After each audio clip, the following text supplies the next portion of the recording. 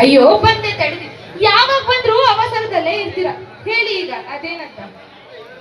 ಮತ್ತೆ ಹೇಳೋದು ಕೇಳೋದು ಏನು ಇಲ್ಲ.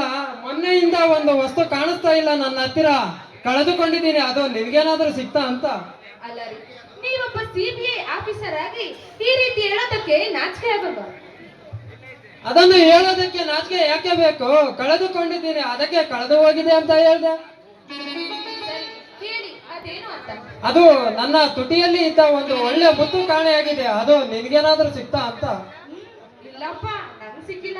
ನಿನಗೆ ಸಿಕ್ಕಿರೋದು ನನಗೆ ಗೊತ್ತು, ಕೊಡೆ. ಸಿಕ್ಕಿದೆ, ಆದ್ರೆ ಕೊಡಲ್ಲ. ಏಕೆ ಕೊಡಲ್ಲ? ನನಗೆ ಅದು ಬೇಕೇ ಬೇಕು.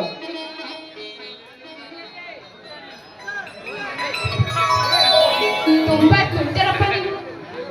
ನಾಳೆ ಭಾನುವಾರ ಎಲ್ಲಾದರೂ ಹೊರಗಡೆ ಹೋಗೋಣವೇ? ಚಂದ್ರಹಳ್ಳಿ ಇಲ್ಲ ಜೋಗಿಮಟ್ಟಿ, ಎರಡರಲ್ಲಿ ಯಾವ್ದು ಬೇಕು ನೀನೇ ಚಾಯ್ಸ್ ಮಾಡು.